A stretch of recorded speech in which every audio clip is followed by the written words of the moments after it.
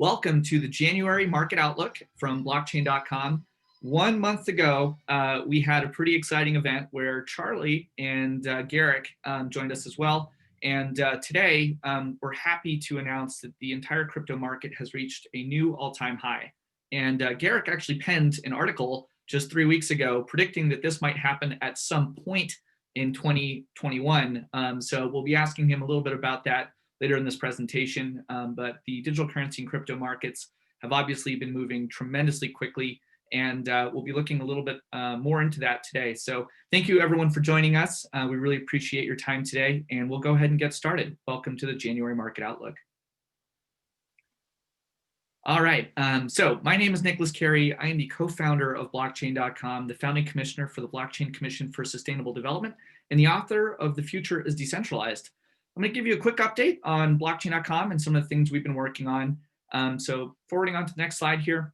We're mostly known for the Blockchain.com wallet. This is the best place that new users and the crypto curious can come to explore digital currencies and crypto assets. It's free to sign up. You can download it from the iOS store, Android, or sign online via the Blockchain.com website. We also have a professional trading venue, the Blockchain.com exchange, with a variety of different digital assets for a little bit more of the advanced user. If you're looking to see what's happening on the public ledgers and on the blockchain itself for Bitcoin, Ethereum, or Bitcoin Cash, you can visit the Explorer site on blockchain.com and study all the interesting statistics and charts that we have available for you there. We've got a handy feature if you want to post some collateral and borrow some dollars. We also make it faster and easier for the crypto curious to buy their first crypto. We have a feature we call Simple Buy. Finally, we've launched interest accounts, and we'll be sharing the current rates that we're offering there. And for the nerds out there and developers, our API is available for you to build all kinds of exciting things on top of.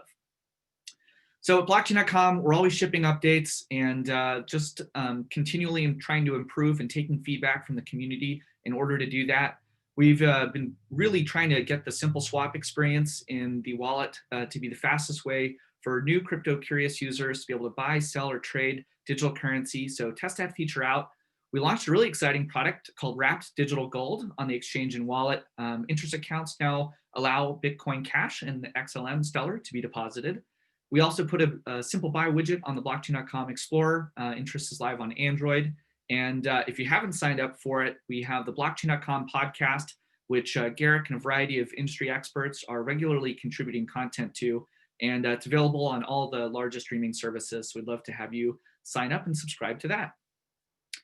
So if you haven't updated your wallets, it's always important to maintain an updated version of your iOS or Android wallet. You can just visit the App Store to make sure you have the most current version. We're constantly shipping updates to that and making sure that it's performant as possible for you. So just make sure you're working with the most current version. Next slide.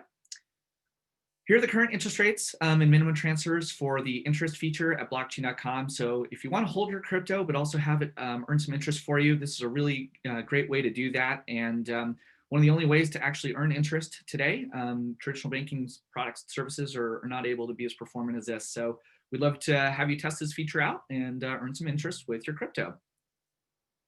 Finally, if you haven't signed up for the Blockchain.com exchange, this is a professional trading product, but also a good gateway to learning a little bit more about how the market is running and also getting access to the best prices and advanced features. And so put a lot of work into this. We're seeing record volumes actually every single day the past 4 days. So great place to start also if you're wanting to kind of advance your experience in cryptocurrency trading.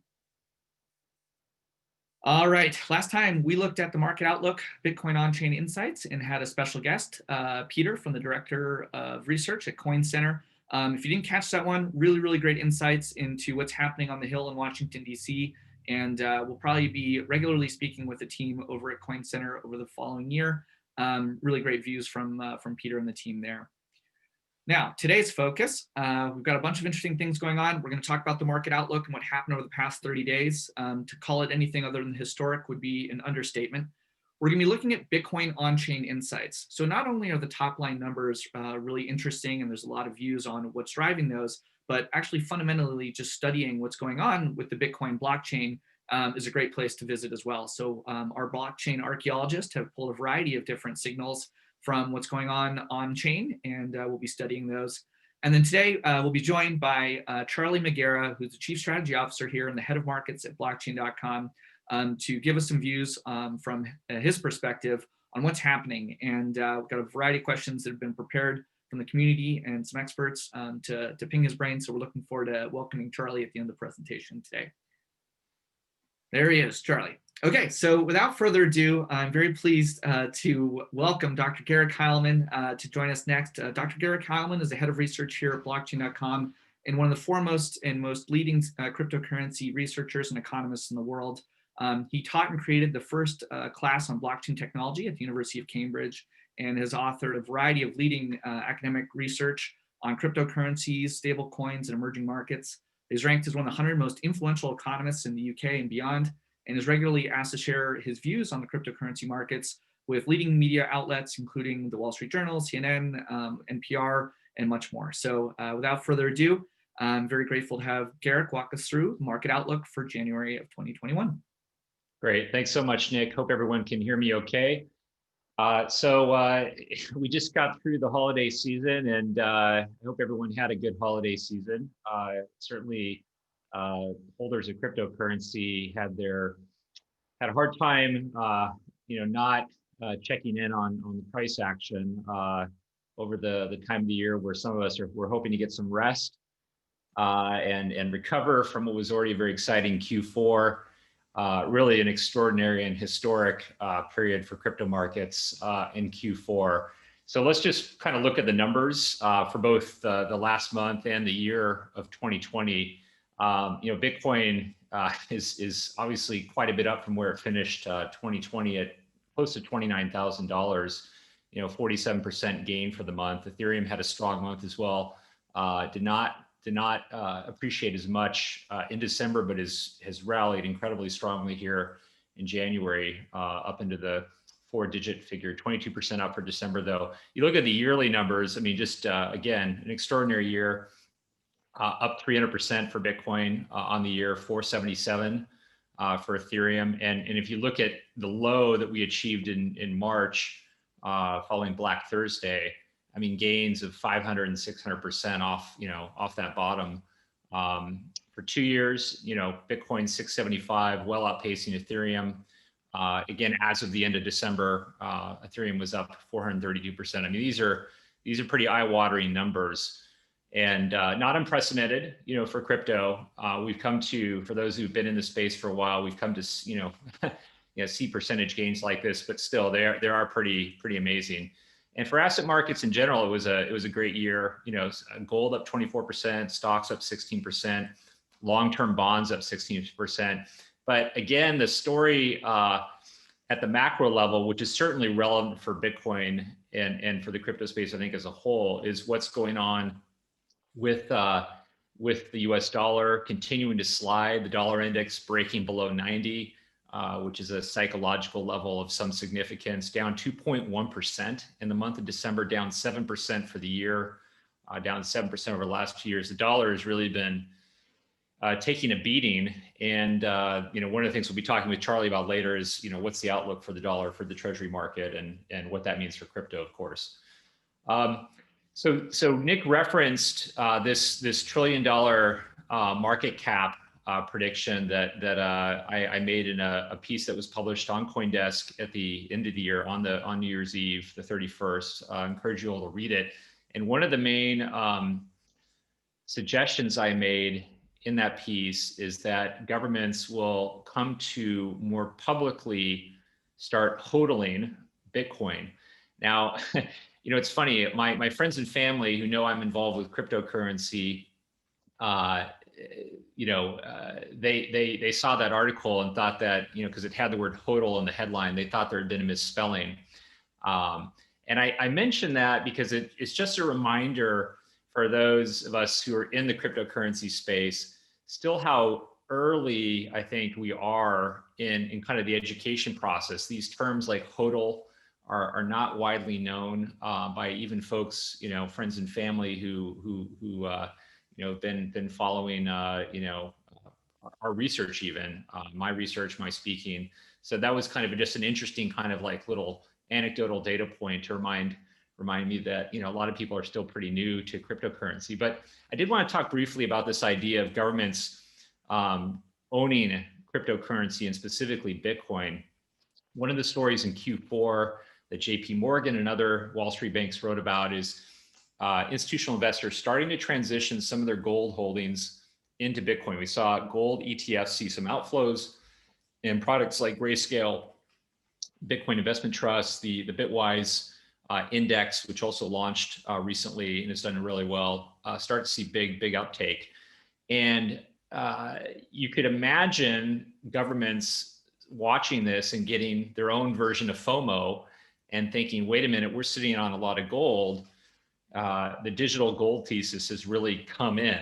That is probably the key kind of headline from 2020, honestly, is that argument around Bitcoin being digital gold and a better version of gold, arguably, as we've made the case, has really come in. That's a huge deal. And so my theory is that governments will start to think about the possibility that they are on the wrong side of, history in only holding gold and fiat currencies as a reserve asset. Now, governments already actually, interestingly, own quite a bit of crypto. These estimates were provided on Twitter, and I can't speak to the Chinese numbers in particular, which were estimated to be close to 200,000 BTC, I believe largely associated with a law enforcement seizure, similar to the US position currently of close to 70,000 Bitcoin that were seized in conjunction with a law enforcement action on a Silk Road participant, the shuttered dark web marketplace. But we already think that some countries like North Korea, perhaps Venezuela and Iran, others hold some crypto. We know the US government does in significant quantity, and we think China does as well. But these are not the types of government ownership of crypto that I'm talking about. What I'm talking about here is something more akin to what some researchers at the Barbadian Central Bank wrote about in 2015, where they made a pretty strong argument that smaller countries in particular, like a Barbados, should actually start to diversify their currency reserves into something like Bitcoin for various reasons, including trying to increase the wealth of the nation. So this is a tricky thing, right? Like, who's going to step first and say we're openly doing this? Is this something that's going to be coordinated in some fashion to not create some kind of like general market panic? There's a lot of countries out there that own a lot of gold. And I don't think gold by any means is going away anytime soon, but it would not surprise me in 2021 to see the beginning of some countries openly diversifying their asset base, reserve assets into Bitcoin specifically. And that's really the fourth kind of major pillar that we're still waiting to have come in to support crypto. 2020, Wall Street arrived in a major way. Corporates arrived like MicroStrategy and Square. We've already had retail. Really, the story of crypto to date has been largely retail driven. So those three pillars are really intact. The fourth major one, in my view, is this public sector pillar. And as an American, my advice to the U.S. government would be think carefully before you auction off those Bitcoins. You have a large position right now. Maybe find a way to kind of delay putting those up for auction until the U.S. government sorts out its blockchain policy and thinks about its longer-term reserve asset strategy. But that's going to be an interesting discussion to see play out in this year. One other thing that's been on fire in 2020, and really since we started publishing major stablecoin research back in 2018, we support stablecoins in our wallet and on our exchange, is the whole stablecoin space. We saw some very significant news this week from the Office of the Comptroller of the Currency, Brian Brooks, authorizing banks to treat blockchains and the use of stablecoins on blockchains in a way similar to how they treat SWIFT and other more official payment rails. That's a big deal. At the same time, we've seen some regulatory pushback, and we'll talk with Charlie a bit more about this, maybe about the regulatory outlook for stablecoins. We've talked about in our research how stablecoins play much more in the wheelhouse of governments and central banks. And there was always, in my view, much greater risk of a regulatory umbrella being applied to stablecoins than, crypto assets like Bitcoin. And I think we're going to start to see maybe more regulation in Europe, in the US, and elsewhere, around stablecoins. What makes it hard to kind of forecast the regulatory outlook for stablecoins is that we're also now seeing a move where it's not just the technocrats at FinCEN and the central banks who are, setting the rules of the game around stablecoins. We're seeing legislators, politicians get involved in regulating stablecoins. So this is kind of kicked up a level to the political level. And, ultimately, the political leaders are the ones who are going to, set the policy, I think, on stablecoins, what's going to happen with Facebook's Diem, the rebranded Libra project. So that complicates the picture further. And we also have a change of administration in the US that complicates things. But be on the lookout for what's happening with stablecoins. In terms of the market opportunity around stablecoins, we saw this week huge gains in a couple assets that we support on our platform. Stellar, the Stellar network is positioning itself in part to be the leading, faster, cheaper platform for launching stablecoins. We saw Ukraine apparently announce that they're going to be using Stellar for their own central bank digital currency testing, and certainly Algorand. We had a great podcast with the CEO of Algorand a few months back. Is already supported stablecoins like USDC. So those platforms rallied on the back of this very positive stablecoin news. And so I just wanted to briefly mention that there are interesting ways to gain market exposure to the growth of stablecoins. Ethereum, of course, is the leading platform currently for stablecoins. We've seen Tether use explode on the Ethereum platform this past year. So those networks, I think, stand to benefit from greater stablecoin use. But I did just want to point out that there could be some an unclear kind of regulatory clouds kind of forming around stablecoins in the coming months and years. So let's go to Bitcoin on-chain insights briefly before we talk to Charlie.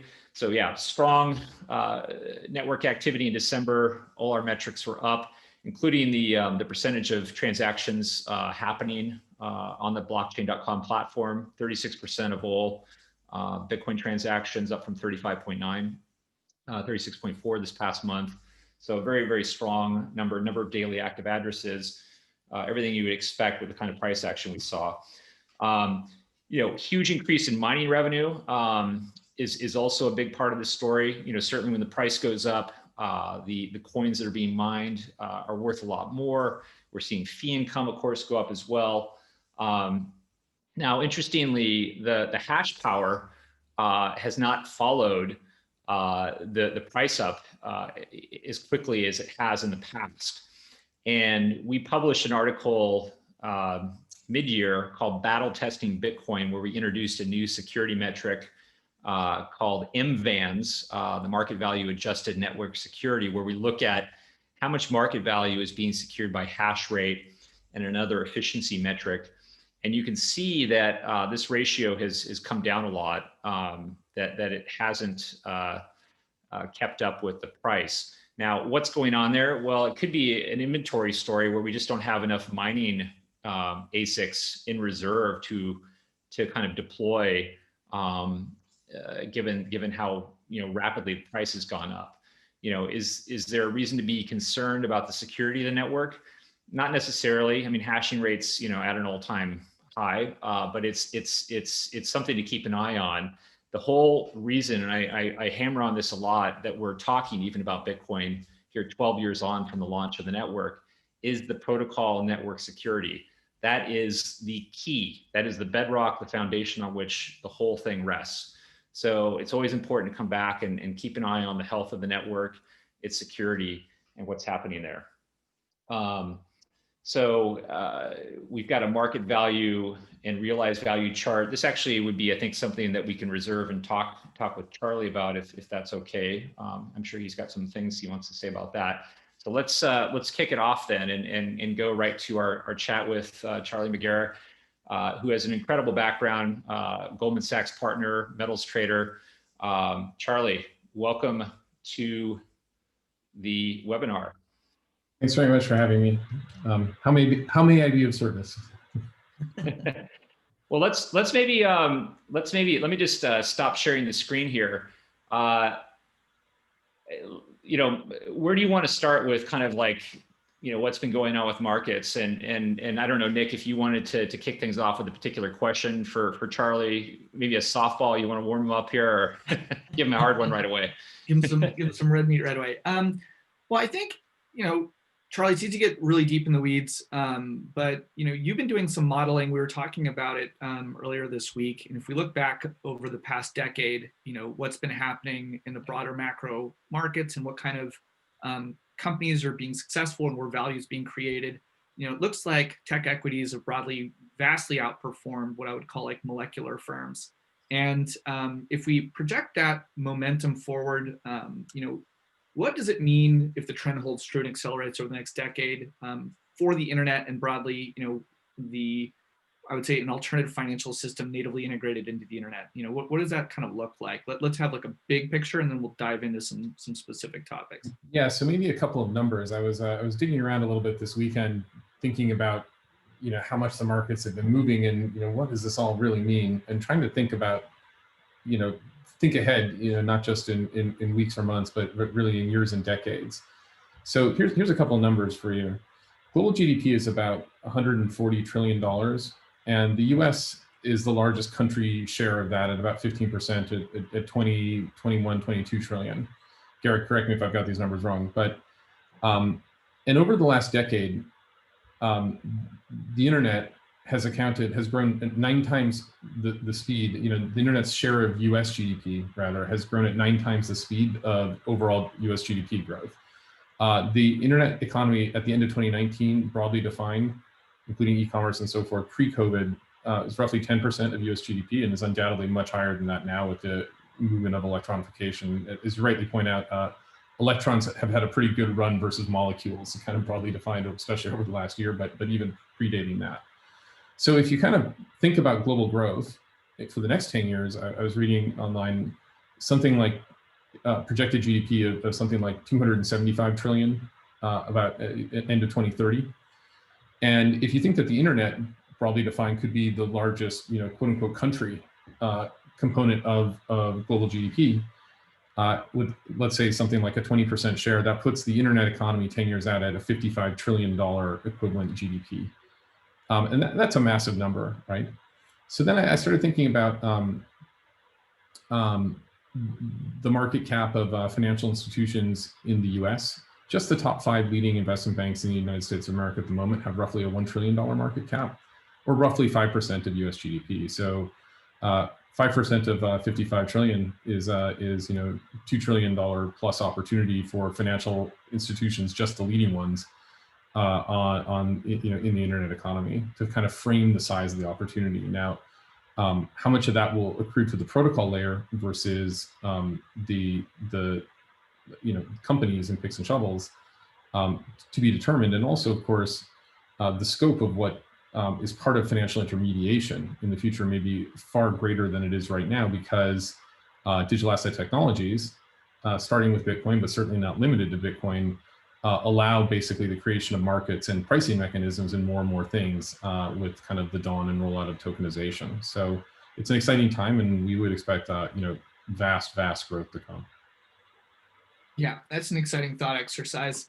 I had a question. I don't know, either one of you can kind of answer this. It also came in from one of the community members that's on the webinar today. So XRP has suddenly become ensnarled in an SEC investigation, still trading up on the year.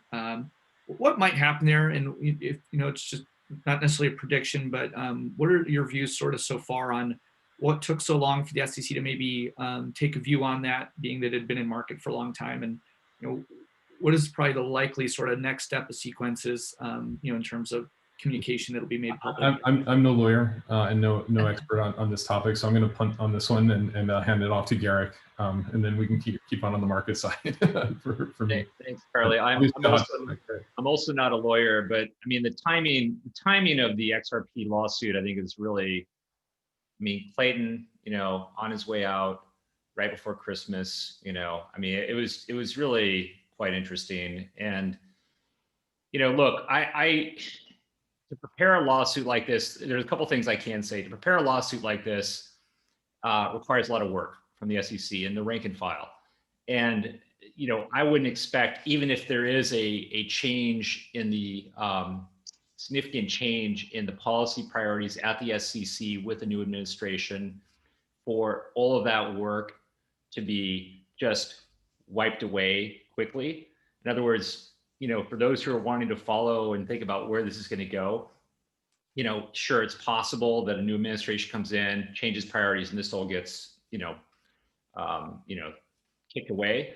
But I would think this is probably going to be with us for some time, months, before, if you're an XRP fan and you're hoping this does get kind of just, erased somehow, I wouldn't expect that personally for some months to come. And I'm not even saying that's going to happen. I would be prepared for this to kind of hang over Ripple and the crypto space as a whole for some time to come. That's my personal outlook. It's a guess. We're seeing the market also respond cautiously from a perspective of whether or not to continue trading these assets. And so most major exchanges, at least in the United States, have opted to delist XRP, at least in the near term, until more guidance is issued by the SEC. The Blockchain.com exchange is also delisting XRP in the imminent future. So, okay, one of the things Charlie loves to look at is the CME crossover, where he talks about whether or not institutions are actually coming in. In 2017, there was a big run up in the value of Bitcoin. It went just near 20,000, and there's all this talk about the institutions are coming, and they really never did show up, and there was a bit of frothiness with all the ICOs. Are they coming now? What's the CME show us in the futures market, Charlie? And can you talk a bit about that?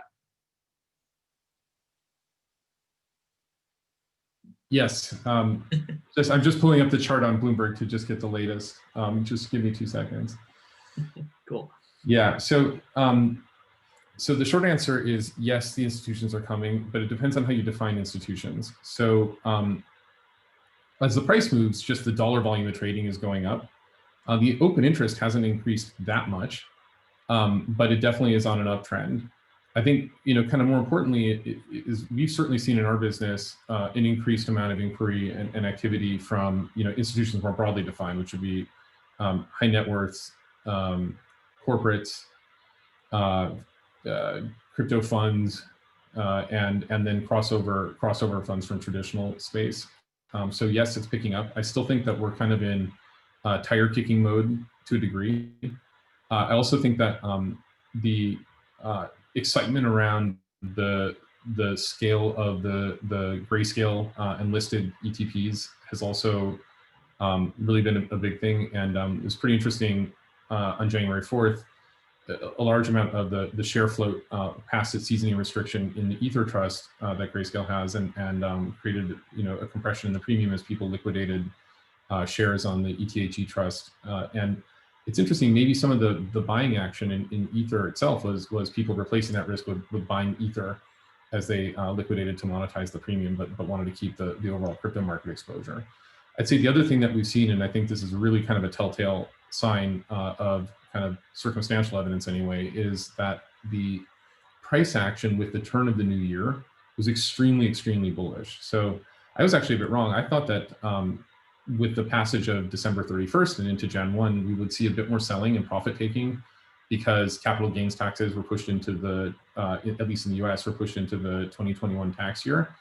But in fact, what we saw was a lot of buying while the markets were closed over the holiday, and then into obviously this week as well, where we're just in this relentless bull trend. And it feels like some of that demand is from people who have an annual timestamp and they needed to buy right away in order to track the 2021 performance. So very, very interesting kind of January, classic style January effect, very, very visible in crypto. And I think that speaks volumes about the kinds of money that are buying. And we've certainly seen, a fair amount more institutional inquiry over the last, weeks and months and into this year for sure. it's been interesting that you have the SEC, coming out against XRP, but then simultaneously, the Office of the Controller for Currency has just announced that federally regulated banks will be able to settle in on-chain regulated stablecoins. What do you make of that, and what stablecoins are going to be authorized for this type of activity? Either Garrick or Charlie maybe have different views. Or maybe Garrick, I can take it first, so if that's okay.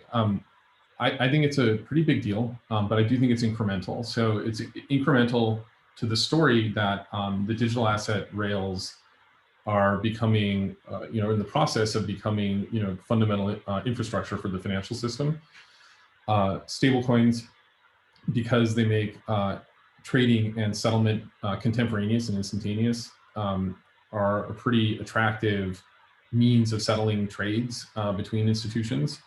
So there's some potential working capital efficiencies there, counterparty credit risk mitigation from instantaneous settlement.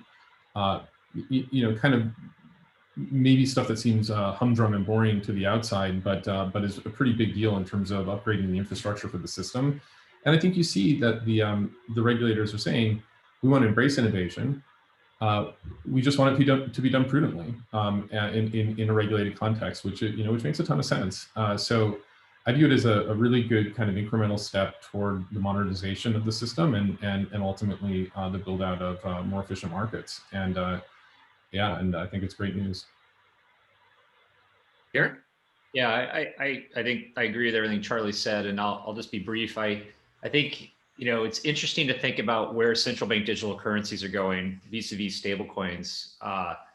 And the debate in some ways around, should we just leverage the existing stablecoins and let stablecoins be a bit of a petri dish, or even ultimately be synthetic central bank digital currencies? Or do we go with a more centralized approach? We saw legislation in March last year, April, proposing the Fed just expanded its existing account system to create central bank digital currency, and everyone gets an account at the Fed now, and the Fed goes into retail. So I think one thing we can expect is that there will be a change in management at the Office of the Comptroller of Currency. I don't think anyone's expecting Brian Brooks to still be there with the handover in the administration. There might be some pushback on some of the things that Brian and the OCC did in the latter weeks and months before they changed regimes. We'll see. That's an open question. But this is all part of, as Charlie referenced, this crypto Wall Street convergence, this infrastructure story, which is very, very positive and constructive for crypto asset adoption. And we've talked about that. We published a piece early last year about crypto Wall Street convergence. Please check that out. And this is a big step in that direction, and very, very constructive. I would just add one other thing, which is, every conversation with crypto needs a certain disclaimer when you kind of go down this path that I'm about to go down. So here's my disclaimer. My disclaimer is I love Bitcoin. Bitcoin's great. Not to disparage Bitcoin itself in any way, but Bitcoin is not, has kind of appears to be in the process of properly sewing up the digital gold use case and the kind of safe reserve asset, or secure, maybe it's highly volatile, so safe is maybe the wrong word, but secure from the cybersecurity perspective. Digital gold use case. But Bitcoin is probably not the appropriate rail for rolling out all these other solutions, given its sort of longer transaction latency and limited block size and so forth. And so this is a story about digital assets more broadly defined, and smart contracting and the power of self-custody and public key and private key cryptography, and changing balance sheets in the system. It's not just a story about Bitcoin per se. So I think it's a pretty interesting dynamic with respect to the altcoins as a kind of investable universe and DeFi. And I would expect a lot more to come there. And maybe one of the surprises we'll see this year in terms of market outlook is that the market, because of the rally in Bitcoin, which of course, focuses the mind in terms of the money that's been made and these kinds of things. I think it may move some of the big institutions in the traditional financial sector on to kind of taking the adoption of these rails more seriously, and that may end up being a tradable theme into 2021 that ends up being quite interesting. So. That is interesting. I got one question for Charlie, and then a wrap-up question for the group. So Charlie, obviously there's been a lot of volatility and an upward trajectory over the past 6 to 8 weeks. Because of that, it's also safe to say that it can go down just as quickly. And I think this is true of especially in crypto. The volatility is part of the narrative here. For first-time crypto curious users and people have recently come into the market, like, what is a word of advice or a warning or something that they can potentially consider when it comes to managing their risk to that volatility? Yeah, I mean, I would say, look, these things are very volatile. There's extremes of sentiment. There's a fair amount of leverage in the market in different pockets of the user base globally. And so you have to be prepared for a lot of volatility. Definitely don't risk more than you can afford to lose. You need to treat this with the respect that high volatility assets command, and try not to kind of get swept up in the fear of missing out, or the euphoria of an up trade, because as great as it feels on the way up, it may feel totally different on the way down. So just treat it with healthy respect, and don't risk more than you can afford to lose. We're bullish long term. We're bullish on an evolution of the market structure. We're bullish on the adoption of these technologies, but it's still really early in the context of the size of the global financial system, and ultimately which horses win the race is still sort of open for debate. And so it can definitely move around, and so just be careful and treat it with the respect it deserves. If I could, Nick, if I could just come in on that and kind of tease out some things Charlie was talking about. And, there's a saying that generals always fight the last war. And, those of us who've been around crypto for a while remember 2017, we remember December 2013. You kind of look back at those times and some of the warning signs from those eras.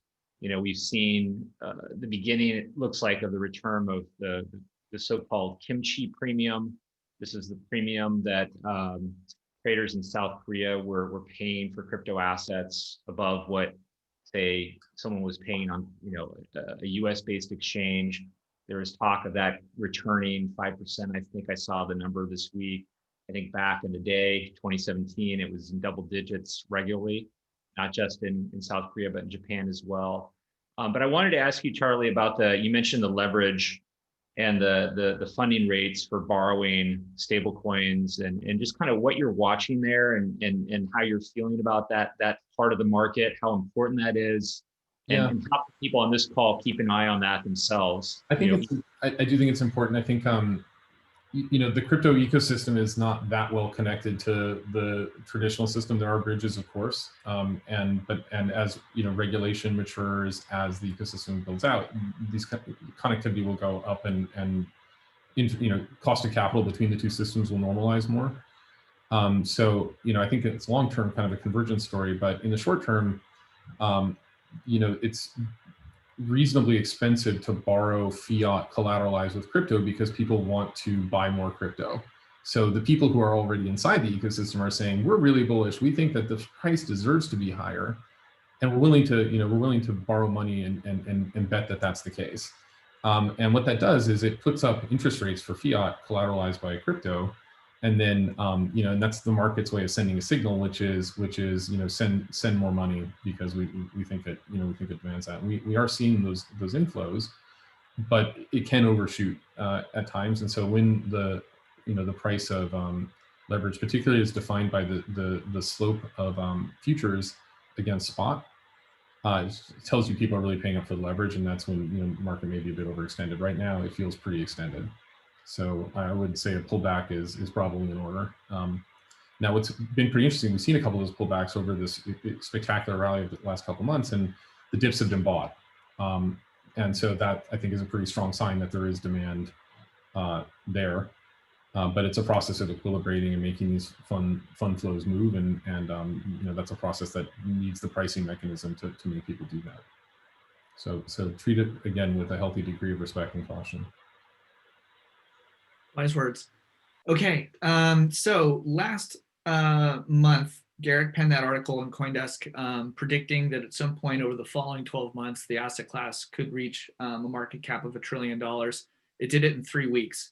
Now, I'm not going to hold you to future predictions, Garrick, specifically, but what do you think are the themes that will broadly be driving the crypto narrative over the next 12 months, and not just on the price side, but like what are the fundamental things that we should be looking toward as signals that things are maturing, and maybe the moderation of some of the exuberance is actually being taken into account. Yeah. Well, again, I think the landscape has changed a lot since 2017. And one of the things that I try to remind myself of is what's different, who are the new players at the table, what is their psychology, what are they trying to accomplish and over what time frame?